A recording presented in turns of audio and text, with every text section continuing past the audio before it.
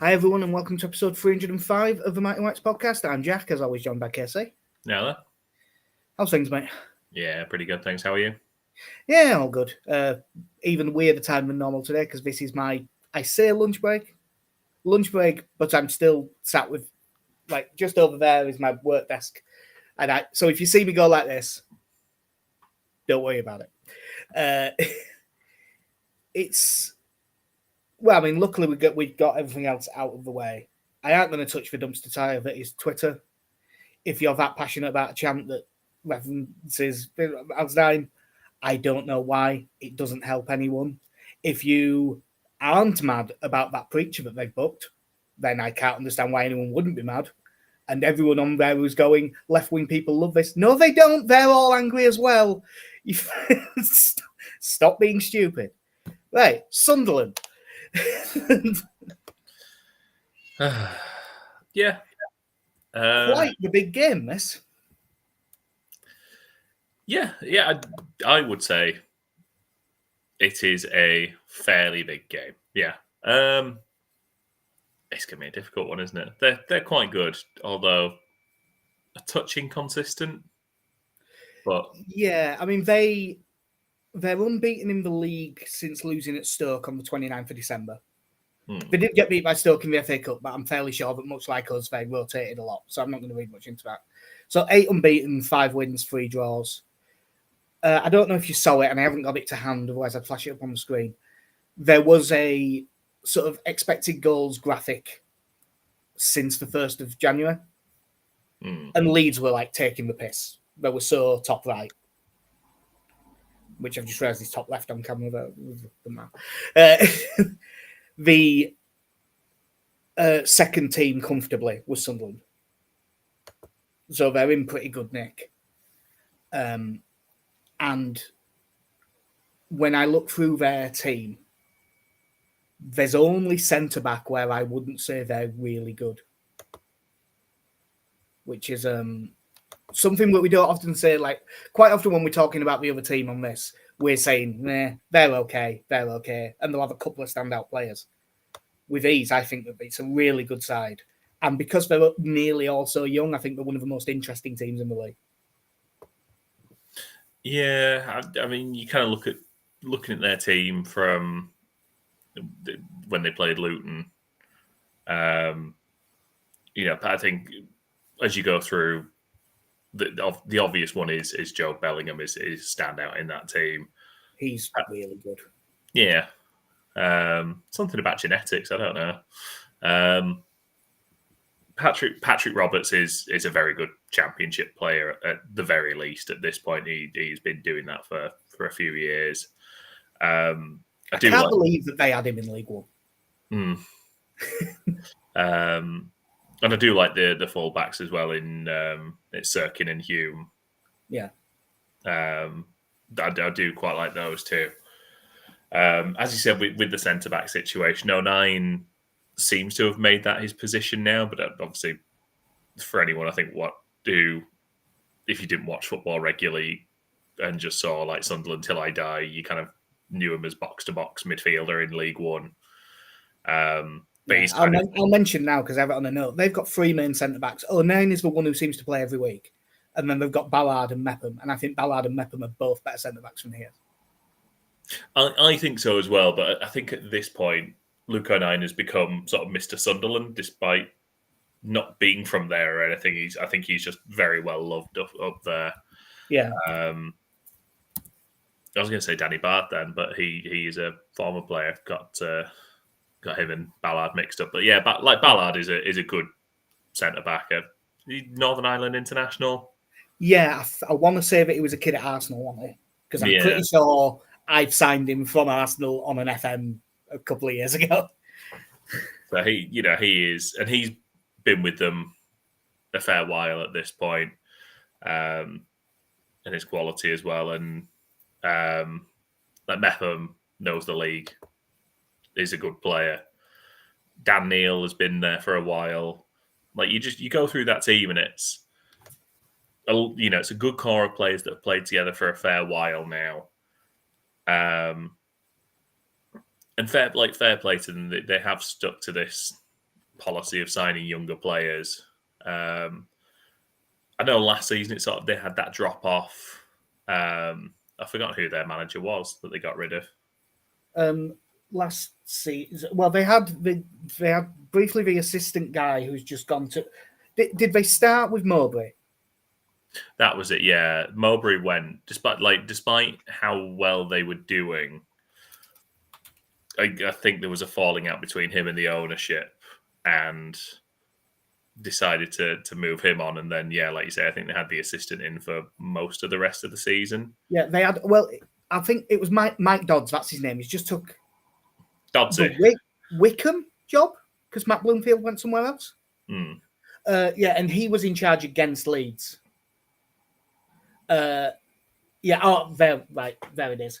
Yeah, Mowbray then Dodds, and Dodds finished the season. I'd forgotten who they had in between. Michael Beale, who they all hated, and who was using burner Twitter accounts, allegedly, to talk up himself in like Sunderland chats and stuff. I remember now, and it was a disaster, and he was an asshole by all accounts.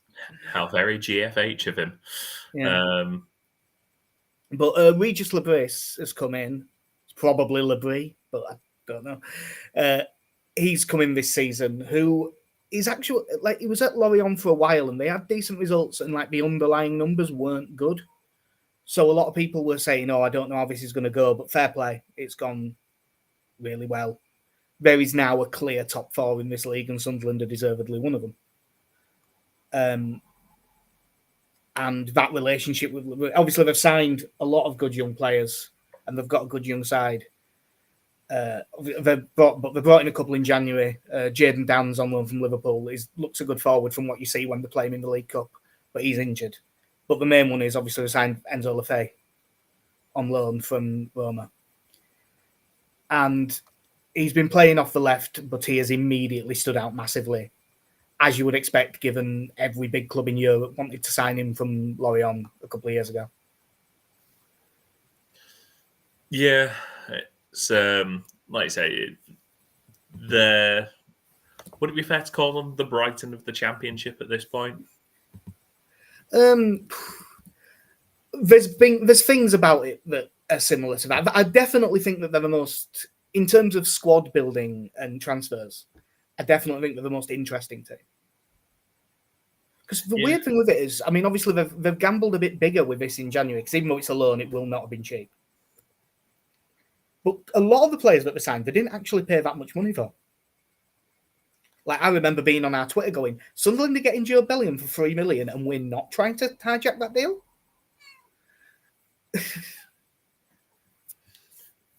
Yeah, I said it's quite nice seeing a team with a defined policy of we are signing young players, not even necessarily experience in English football at this point. Just we are signing young players. Obviously, I know they have their ties to French football, but yeah, like you say, I think interesting is definitely the word to kind of discuss when you're discussing them and how they've put this team together. And I think it has evolved pretty naturally over these. I mean, what is this? Is this their third season up since promotion now? I think. Can't remember how many years it's been. When was that FM save of mine? Yeah, I think this is the third year. They weren't newly promoted last year. Well, it must have been the year before that they came up. Yeah, that was with the three behind the striker in League One of Jack Clark on the left, Paddy Roberts on the right, and Alex Pritchard at 10. Yeah. Although not always, because they ended up playing with a back three and playing Roberts and Clark as wing backs and really going for it, didn't they? Yeah. But now it's a bit more standard. 4-2-3-1, much like us. But they appear to be a little bit more direct than we are. They're not a long ball team by any stretch, but they're a bit more Leeds when other teams actually press them, in that they will then look to get it to the wingers quickly, to get it over the top a bit quicker. They've got lots of quality in attacking areas. just that front four will start with. Obviously, Lefay's been playing on the left, and he's just looks a technically excellent player. Roberts on the right, who you picked out straight away. It'll probably be Chris Rigg at 10, who is probably 18 by now, but he looks like a seriously good footballer. And up top, Wilson Isidore, who every time I watch him, I think two things. I think one, he's really good, and two, God, Bielsa would have loved this guy. Just makes runs in behind constantly, harries everyone, runs around. And it's weird with finishing. Some days he looks a really good finisher, some days he doesn't. But he looks like a really good forward. And they've done well to pick him out because he was playing in Russia. And at the minute, that's probably a bit more difficult to pick out than it was a few years ago. But that front four, I think, is really good. And with the way that they run in behind, like Roberts is quick. Lefay doesn't look to be rapid, but Isidore definitely is. And if you've got the players with quality to look in behind, and then the centre midfield two, Dan Neil and Joe Bellingham, they're both really good at playing balls through as well. I would say it wouldn't surprise me in this game if they play a bit deeper, because I've seen them end up more 4-1-4-1, where it's just Neil sitting and Bellingham ends up pushing on a bit more. But that's probably less likely against us. But I just think there's a serious threat in behind them. One of the first things I thought of was I think Joe Rodon's sort of recovery pace is going to be quite important in this game. Yeah, it's quite interesting looking at them now as well, because I think when we played them at the Stadium of Light, I think one of the things they were still trying to figure out who their centre forward was. And I think they'd run through a few of their options. Yeah, they had a bit where they really... Obviously, they played Joe Bellingham there, and they had that... His name escapes me, but that Ukrainian lad, I think his name begins with N. Yeah, I mean, just looking now, he's out on loan. Rusin. Yeah. Rusin, it doesn't begin with N, then. It has an N at the end. His first name begins with N. Oh, right, maybe that's what I was thinking of. But yeah, so it's like, the fact he's out on loan when they were trying to bed him in at the start, and I think they've had. I think Joe Bellingham start essentially as striker against us. He definitely did last season because when they beat us, did they beat us 1-0 at their place last season, and he scored the goal, and I think that he played up front in that game if I remember rightly. Yeah. But yeah, so it does look like they've kind of got their man, and looking more settled there. And like you say, he's a very hard working centre forward, and he's got players much like us, I think, in that regard, that they've got a front four where there are goals from any of your front four. Yeah, I mean, I haven't seen the stats. I mean, I've just got it. Isidore's got 11. Rigg's got 4. Mayenda, who's like another option, he's got 4. Bellingham 4. Mundell, who is apparently back from injury for this one, and he could play on the left instead of Lefay if they wanted to move Lefay inside. But because it's his first game back, I doubt they will. He's got 3. Sirkin from left back's got 3. O'Nine's got 3. Ballard 2. Neil 2. So although they've only got Isidore that scored what you could call a lot of goals, they have got a few dotted around. They definitely don't score goals to the level that we do. Nobody does. No, that's true. I have got a stat that was stolen entirely from all stats that week because I heard him mention it. Sunderland haven't lost a game where they've had less than 50% of the ball. The only one where they should have was against us. Obviously, Melier doing what he did. And they had 49% in that game. But their 5 losses are all where they've had 55% or more of the ball. So they're not going to press as high. They won't sit on the edge of the box. They're not going to be Plymouth about it. But they won't press us. They will sit, let us come on to it, and then try and counter. So we're going to have to be really careful on the ball. And the pressure's going to be difficult at Elland Road. Because if we don't get one early, there'll be that bit of noise going, come on, push forward. And we need to be careful not to get caught. Because as good as Rodon's recovery pace is, if we just leave 50 yards behind us and they can knock a ball over top for Isidore, I'd fancy Isidore. Yeah, I mean, I fully expect this to be a classic Farker against a top 6 team of we will sit a bit deeper. It'll be Gruev and Tanaka again in the middle, I'd imagine. And yeah, it will. And those two will sit in front of the back four, and we will just let the front four do what they need to do.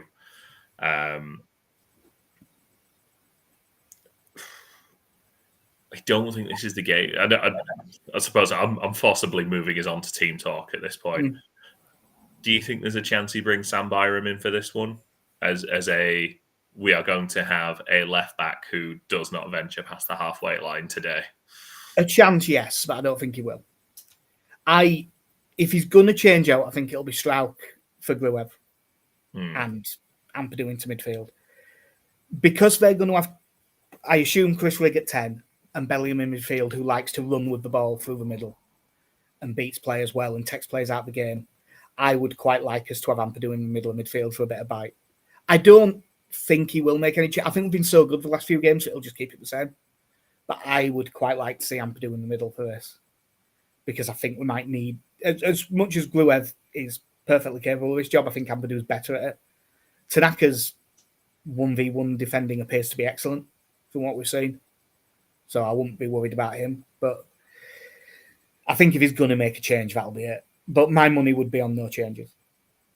Yeah, I think we're now getting to the point of the season where I think this is the 11 that starts the majority of games, aside from Gruev and Rothwell switching over for certain games. I can't see there being too many changes. I mean, Farker has always kind of been reluctant to change his teams at the best of times. But I think with the way we've been playing and the form we're in, I think now that you're getting to that point where I don't know if you could quite say we're in the run-in, but we're not far away. I think it's fair to call it that, because we are past 32 games, aren't we? So we're in the final third. So, but yeah, like I said, I think it'll stay the same. And I think you'll just have that central block of four that sit very deep. Yeah, that's sort of what I'm thinking it will be as well. I don't think, but because if he does pick, whether it's Tanaka and Gruev or Tanaka and Ampadu, if he tells the centre mids not to go mad, that does allow us to let Bogle and Firpo go a bit more. Oh, just like we did against Burnley. Yeah. Well, we do. He didn't play those. But that's the thing where that's what I'd be hoping for, because we've already talked about a lot of the players, so I can luckily skip by a fair bit of these notes, because we shouldn't go too long with me being on a lunch break while still at my desk. I think that it's a bit like back when Bielsa was manager, take a drink, where I'm looking at this game thinking which individual battles are going to matter, like we did then. And I think that there's loads in this one, like Lefay against Bogle. I think is huge, because Bogle's been really good lately defensively, but I don't think he's played against anyone with the quality of Enzo Lefay. And especially if Bogle's going to be pushing on a lot, because I'm expecting us to have like 60% of the ball. Him having to defend against Lefay while also having to play catch up, because his starting position will be so high. That worries me, because if Lefay gets time and space, he will do something with it, whether it's himself or playing someone else in. And the exact same goes for Firpo v Roberts on the other side.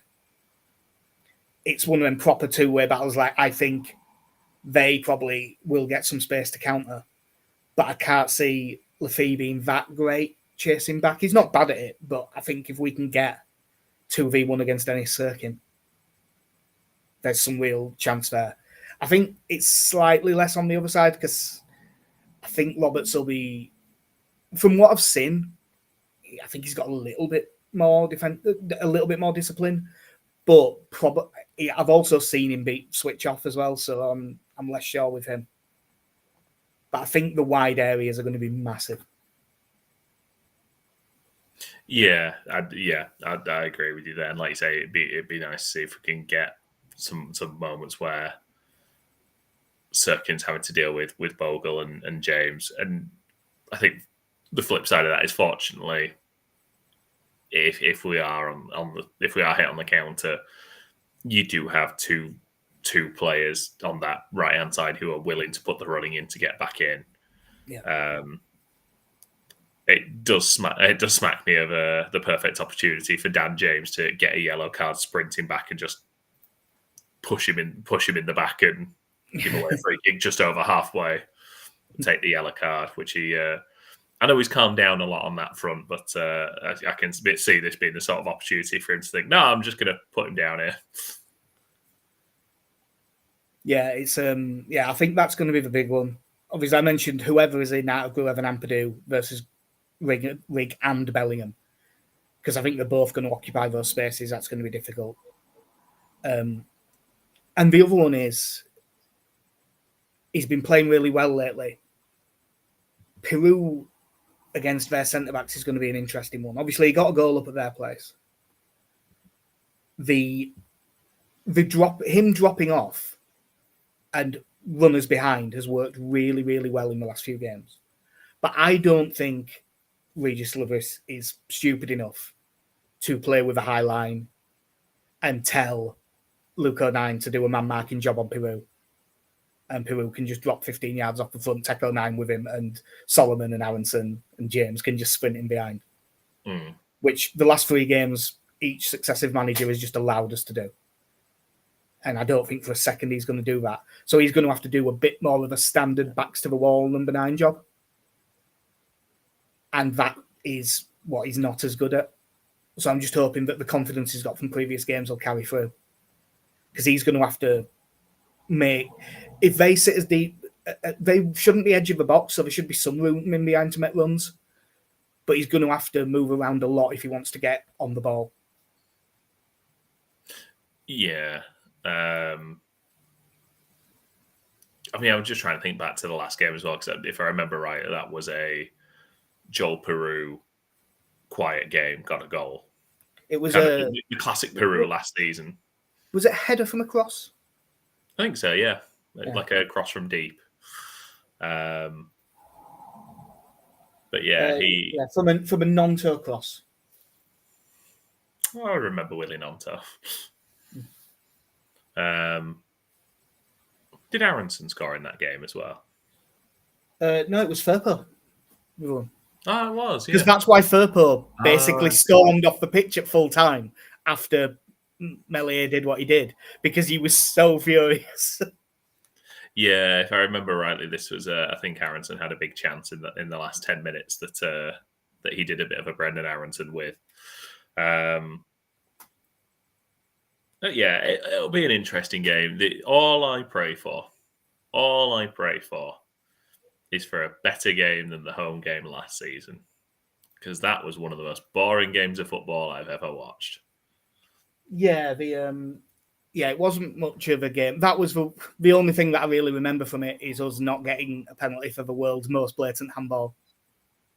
The volleyball block. There was that, which I think was 09, wasn't it? I believe so. The main aspect, Eric, because I went with my football team to that one, so we're sat at the front of the stand. I was just there thinking, this is not how you get a bunch of 9-year-olds into football. No. And also, the passing map was just Roden to Ampadu. Yeah. Yeah, it wasn't great. Now, the only other thing I've noted down, and I know that we say this for every game, but I think it's even more so with this, the first goal. I think if we get the first goal, we'll be fine. And as record suggests so, given everything else. But I think if they get it, we might be in trouble here. Because I don't think that they will do the silly things that make it easy for us to get back into games. It's more just, I think they're much more sensible than most teams in this league, as well as being better than most teams in this league. Yeah, I mean, I don't know. It'd be interesting with them. And I'm saying this without any research into their remaining fixtures. You'd probably say they need to win this more than we do. I know there are plenty of games left, but this to me strikes as a game that Farke would be very happy with a 0-0 draw. I wouldn't be shocked if you're right. You actually just led on to what my next question is, which was, for instance, I wouldn't say I'd be happy with a point, but I don't think I'd be sad with it either. I think this and the Sheffield United game with them both in Monday nights are don't lose games. Yeah, honestly, like if we came out of these two games with 2 points, I've been saying for a few weeks now, I think we'll be fine if we come out of these 2 games with draws. And if you get 4, if you get 4, great. And then what is it, West Brom after that?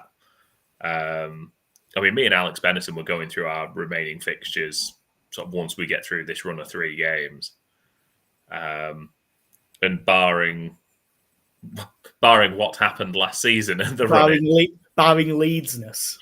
Yeah. If you come out of these games and no matter what the points, I think if we're top 2, which I think we will be, I think we're fine. Yeah. With the results yesterday, Burnley, you won't believe this, mate, Burnley drew 0-0. I wanted to be really complimentary about Preston as well, but obviously they've made that slightly awkward. Yeah. Well, look, I have no idea what he said. I have no way of knowing what Osmajic said in that. I don't believe Hannibal to be lying, so he either did it or we misheard him. And I know Hannibal has a bit of a reputation as a wind-up merchant and a bit of a shithouse, but not this. This isn't the sort of thing that he'd do. So he either did it or he didn't. But whether he did or didn't, Osmajic has proved himself to be a complete prick on the football pitch every time I've seen him step on it. Yeah. So, my natural bias is to believe.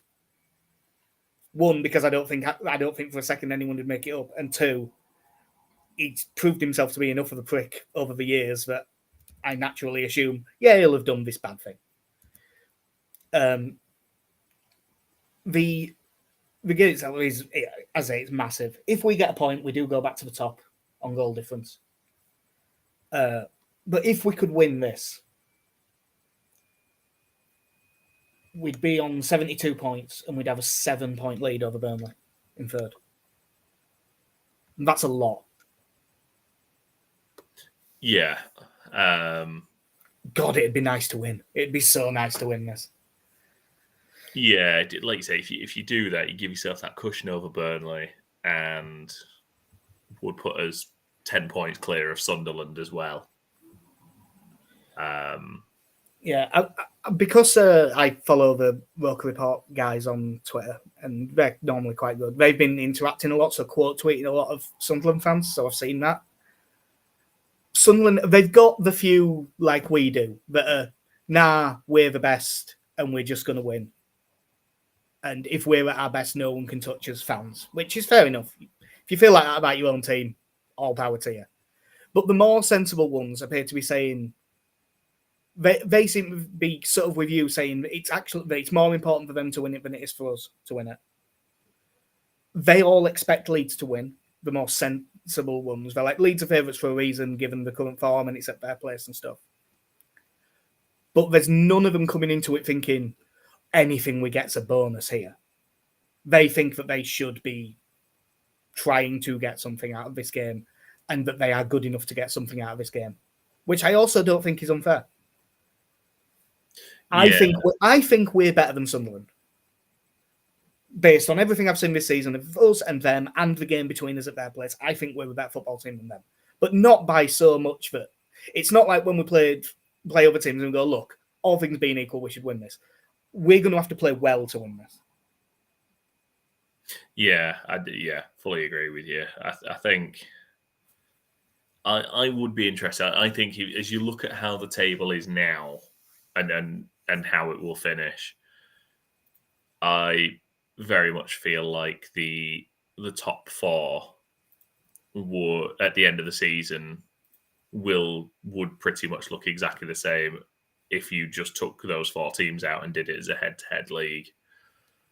Like I think it is these, us, Sunderland, Sheffield United, and Burnley playing each other that I think is going to decide those top 4 places. Because I think for the most part, you look at their records, but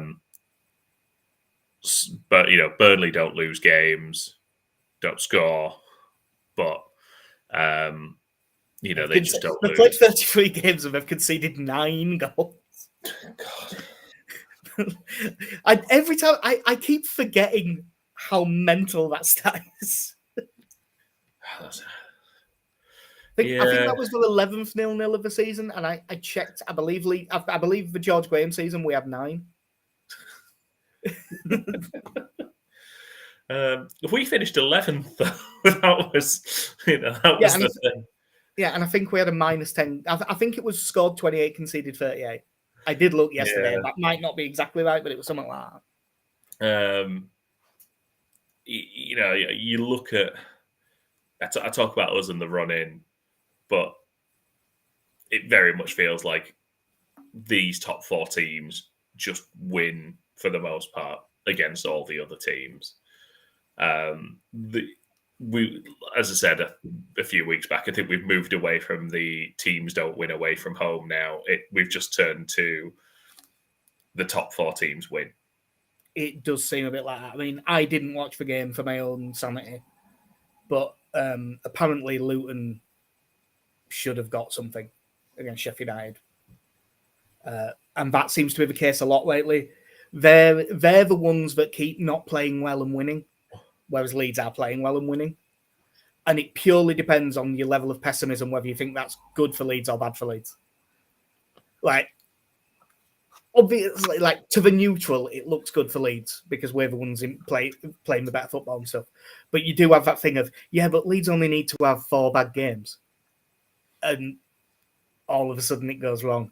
So we'll have to see. For what it's worth, the predictions that I've had, don't expect it to go wrong. Shock horror, Connie's gone for a 3-0 win with his mad confidence. And both Benny and Alex have gone for 2-1 wins. I'm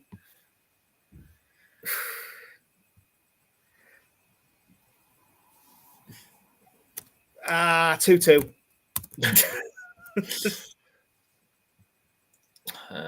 Parachute Scott Parker, and I'm going for a 0-0 draw. Fair enough.